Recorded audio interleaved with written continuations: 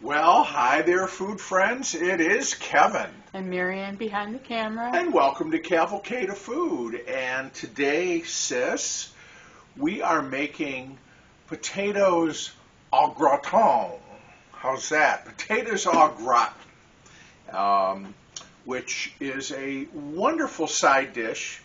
You know, the holidays aren't that far away, and they'll be here before you know it. So I thought it might be fun to do some side dishes, you know, as we enter the holiday season. Mm-hmm. And certainly I think often, whether we're talking about Thanksgiving or Christmas or whatever, there's usually some kind of potato at the table. And so I love au gratin potatoes because they're creamy and they're cheesy and they're yummy. They're not hard to make. Got to do a little prep. And you know what au gratin means, Mare? Au gratin? With cheese? Yes. Well, it really means with some kind of topping. Okay. Something that kind of translated from French, it means sort of scratchy or rough, okay, if you think of like the topping. Because sometimes we have cheese or breadcrumbs, or in our case today, Mare, we're going to have both, cheese and breadcrumbs as a topping.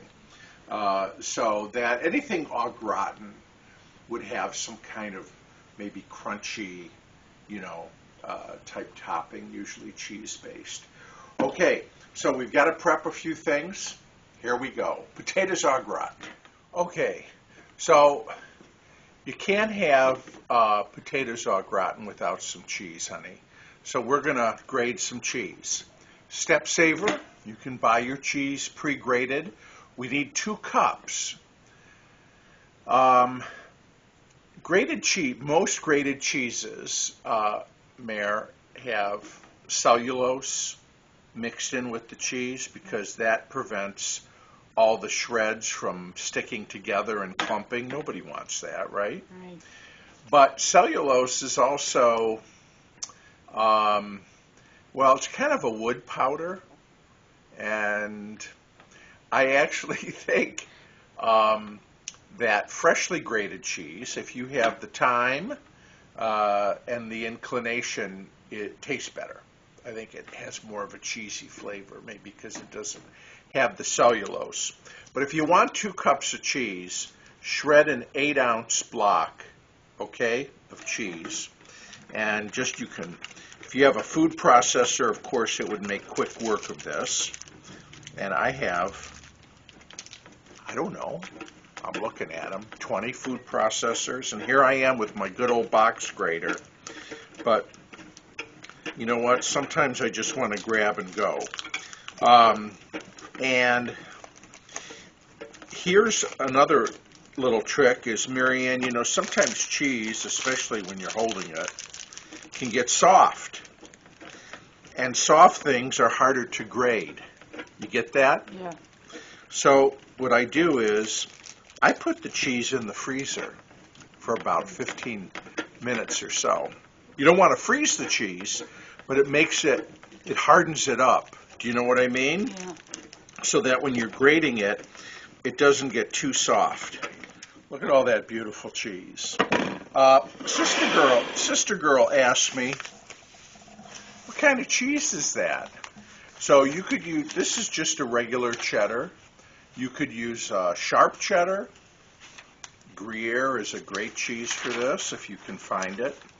But we're using just cheddar, regular cheddar cheese here. Okay, Mare. Now it's potato peeling time. We have our peeler. Here we go. I'm just going to peel these potatoes before I slice them. And here's how I like to do it. I put a newspaper down on the counter. And you're probably saying, hey, Kevin, I'm under 50, and so I don't read a newspaper or get a newspaper. And you probably don't if you're under 50. And so you don't have any newspapers lying around. Don't sweat it. You can use wax, a sheet of wax paper, or even a paper bag. So this just helps with cleanup. Whenever I'm peeling any vegetables, potatoes, carrots, the like, I always just use the newspaper. So what I'm going to do is I don't worry about getting every little piece of skin off, but I'm going to get the most of it off. And then, Mare, there's always a little dirt on potatoes, you know what I mean? Because they grow in the ground, don't they? Yeah. And so I will give the potatoes a rinse, and then we'll get them sliced. Sis, you know what this is? It's a vegetable slicer. Right. There is a name for it. Mandoline. Correct. This is a mandoline. Now, I love to use these. Again, could use a food processor here. If you're good with a knife, you could just use a knife. But what I like about the mandoline, first of all, it has a razor sharp blade on it. So you really got to use these carefully. And when you kind of get down to the end, it gives you a little guide or handle to use so you don't slice your finger off, which is a good thing. But what it ensures is that every slice you cut is exactly the same. See? Now I have it on the medium setting. I don't want them too thin. The thin setting on this mandoline is quite thin. We don't want them paper thin. But we don't want them any thicker than that, and that's probably, less than 1/4 of an inch thick. Okay? We want about 6 cups of potatoes for this recipe. So let me get these sliced up here, and then we'll start making our sauce. So, Mare, we're going to make our cheese sauce, okay? Okay. So I've got a couple tablespoons of butter melted in this saucepan, and I've got 1/4 cup of onion. Very finely diced. Okay, you see that? Yeah. Fine, s'il vous plaît, okay? Because we want the onions the onion flavor to just kiss, okay? Just kiss the sauce flavor, all right? So what I'm going to do is I'm going to cook these onions in the butter here for just a couple of minutes until the onions have softened up, okay? And then we will come back. Once the onions have softened in a couple of minutes, then we will add some flour. And you know what happens, right, when we mix flour with a fat like butter? We make a roux, okay? And so that's going to be the basis of our cheese sauce. All right, Mare, it's been a few minutes. Those onions are softening up nicely. We've got a tablespoon of flour here, okay? We're going to put that in there. And we want to cook that so that the flour kind of will get a little bit browned, a little darker, and it will cook out that raw flour taste, right? Right. So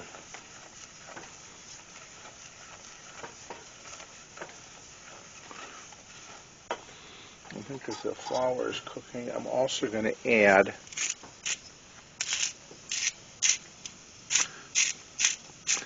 A little salt.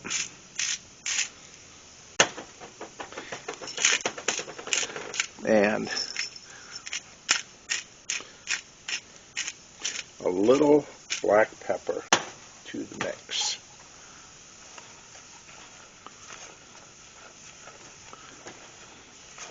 Now to this mare,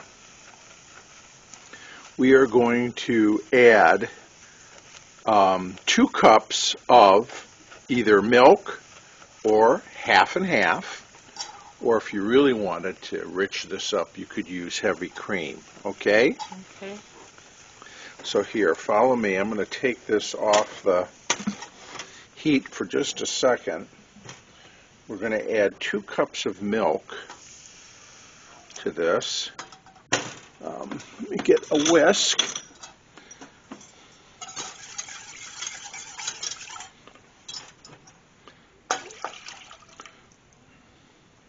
All right, we're going to put her back on the heat. And we'll get this up to a boil, and that should thicken up a little bit, okay? Okay. Okay, honey, see how it's come to a boil? Yeah. I'm stirring constantly, and this is thickening. You've got to bring it to the boiling point in order for it to really thicken, you know? And we're going to let this boil for maybe a minute or so, and then I'm going to take it off the heat.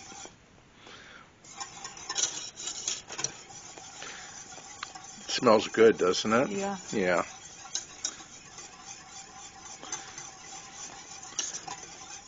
So that's nice. Now follow me, please. Okay.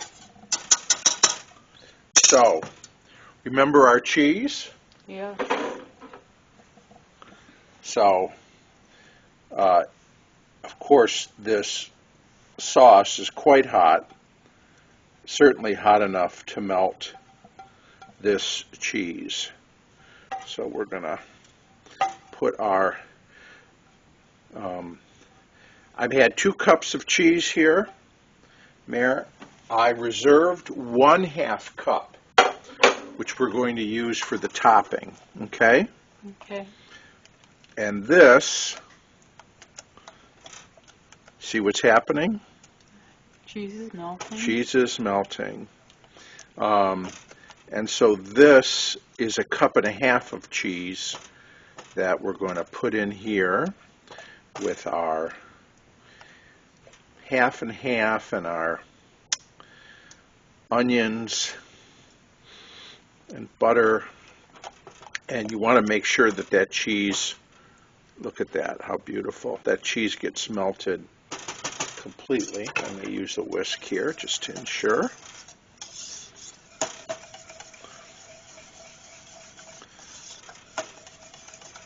Yeah, look at that, beautiful. Okay, the sauce is done. Now we're going to put it all together.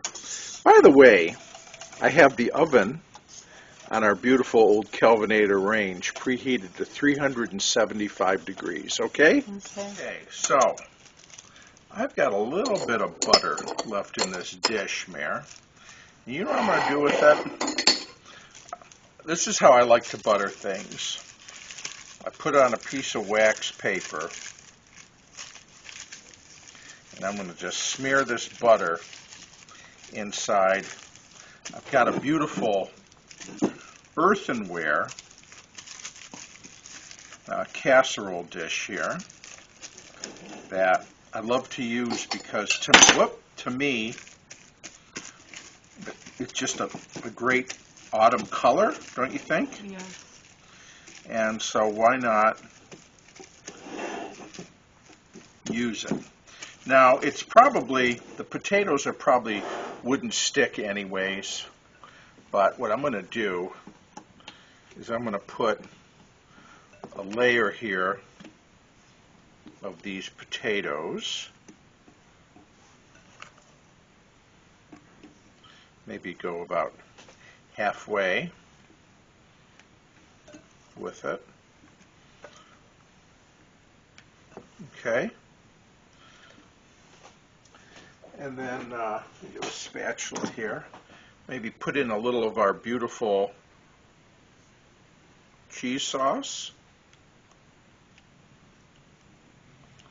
Just to make sure that that sauce gets down to the lower layer. And then we're going to put in the rest of our potato slices. Now you could do this as artfully as you wanted.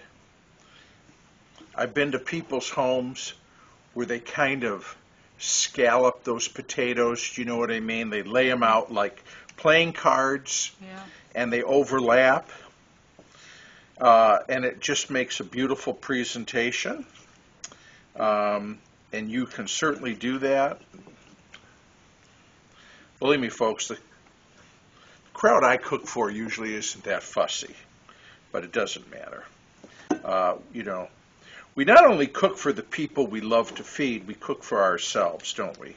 Yeah. So, any way you want to do it. All right, now I'm going to top it with the rest of this cheese sauce. We want every drop. Mare, this is going to bake uncovered for an hour, okay? Okay. And did I mention 375 degrees? If I didn't, I'll say it again. Okay? There it is. And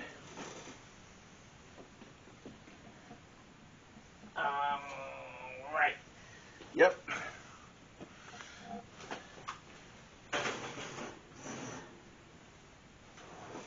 Okay. It's going to bake for an hour.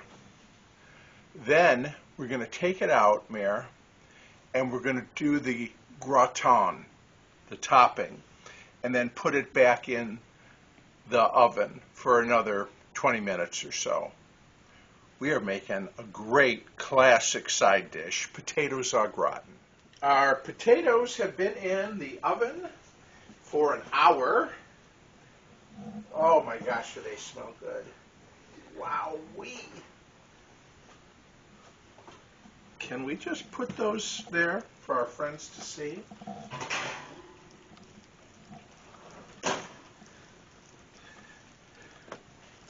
Now, if you stopped right here, Mare, you know what you'd kind of have? Something good. Yeah, but like scallop potatoes, right? Yeah. So, because scallop potatoes and au gratin potatoes are sort of the same. They're cousins, okay? But we have to get the gratin. So, here's what I got. Remember I said I held out a half a cup of cheese when I was making that cheese sauce? Yes. So here's the other half cup of cheese. Let's get that in there. And then I have a quarter cup of Panko breadcrumbs. I like to use Panko. You could certainly just use regular breadcrumbs or fresh breadcrumbs, or what we would call soft breadcrumbs. Anyways, we're going to put this as evenly as we can muster over the top here of our potatoes.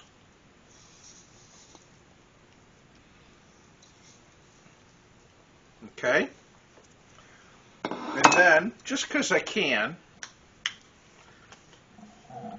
I'm going to sprinkle a little paprika on the top because I love the color that it gives. And so we'll just, this is optional, but I'm going to sprinkle just a little bit of paprika. It gives it such a beautiful golden color. Okay, now we're going to put these babies back in the oven for another 15 to 20 minutes. or whenever that top layer is melty and bubbly and brown and beautiful. So our potatoes, Mayor, have been in for another 15 minutes. And boy, do they smell good. Ooh, let's see. Yeah,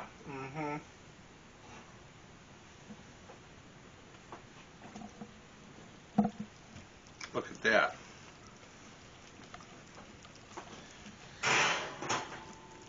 So, you see how bubbly that is? Yes.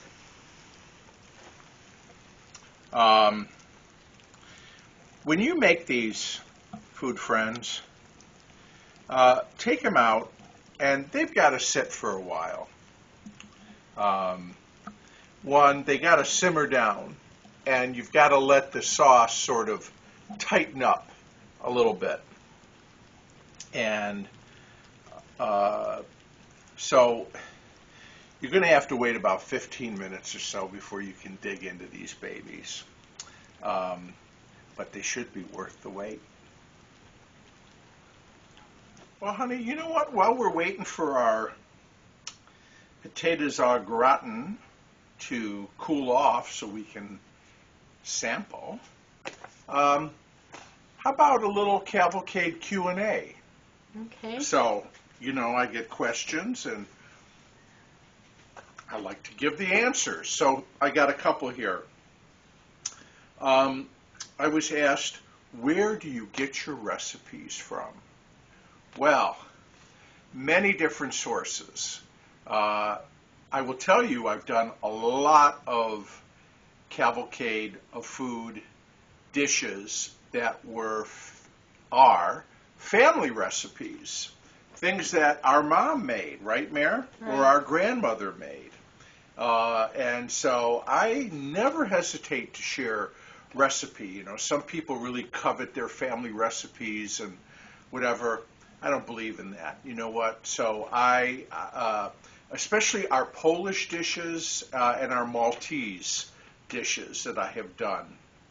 But kapusta, stuffed cabbage or guamki, city chicken, Polish pork chops, Polish meatballs. I don't know. There's others, I'm sure.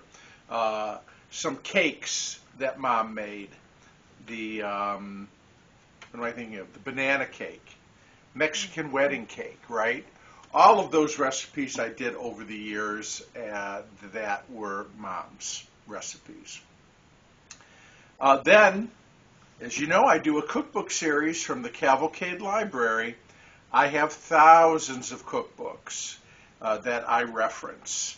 And not just cookbooks, but little manufacturers' brand pamphlets and booklets that people could send away for, send a quarter with a proof of purchase for a cookbook from this company or that company about this product or that product. I use those recipes a lot. And just recipes that I find out there in the world. And sometimes a recipe might even be original. I might eat something somewhere at a restaurant and I might think, you know what, I'm going to try to make that. So a lot of different sources for recipes. And actually, some of you have sent me recipes as well. Friends, food friends, our friend Hans Mayer, I've made some of his recipes before. So sometimes you all share recipes with me, and I like to make those too. Another question. Do you give tours of the Cavalcade? No, not really. The Cavalcade is not open to the public except once a year. And so usually in August, usually on a Saturday, I do give tours to benefit the Sanilac County Historic Museum and Village. This is a cause very near and dear to my heart, and we have a wonderful historic society here in Sanilac County, Michigan, and we have a museum, and we have a village that is ever growing, I'm happy to say, where buildings that are historically significant from all over Sanilac County, especially buildings that are threatened, are moved to the village and put there so that we can enjoy them and see our history here in Sanilac County. And we have a train depot and a school and a home, a number of homes, a general store, a bunch of other stuff, a barn, a blacksmith shop, all that stuff. So that is the one day I do give tours. Other than that, I do not. So if you're ever in Michigan in August or planning to be, you can go to the Sanilac County Historic Museum's website. That's where they sell the tickets. They sell the tickets. All the proceeds go to them, and I just give the tours. So, okay, honey, I think our potatoes have simmered down a little bit, so let's give them a try. Well, Mayor, let's meet me down here, and let's, okay, those potatoes are nice and soft. Look at that. You want to get that sauce? Wow. Now, come on. Right? They're still hot, so I will eat carefully. By the way, because people always want to know, this vintage bowl is Harkerware from Harker Potteries, which was in East Liverpool, Ohio, Marianne. Long gone, but I always loved this design. They made it in this green color as well as a gray color. But the green, I like the green of the two. All right, are we ready? I'll taste it for you. Okay.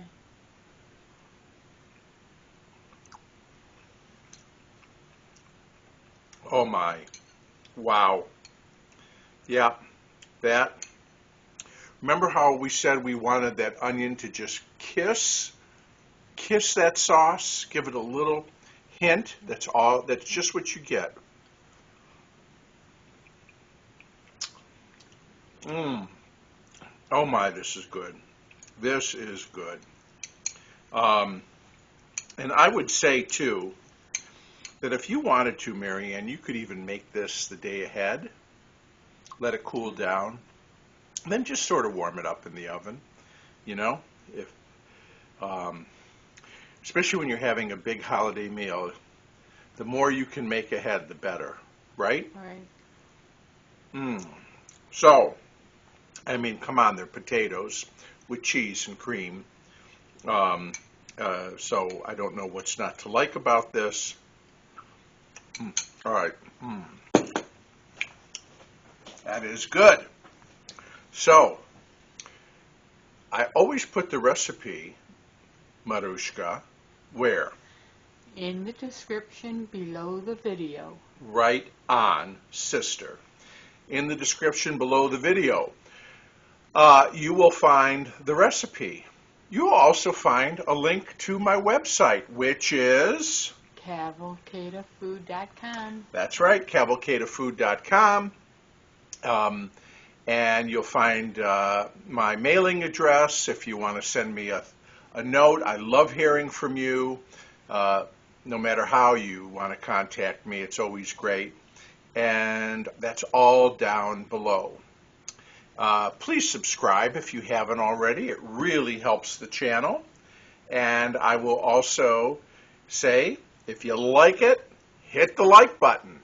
And feel free to share the video with people you know who might be interested in this recipe for potatoes au gratin.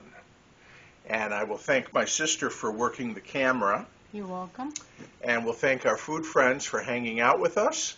And we'll see you again real soon, right back here on Cavalcade of Food. Bye, everybody. Bye.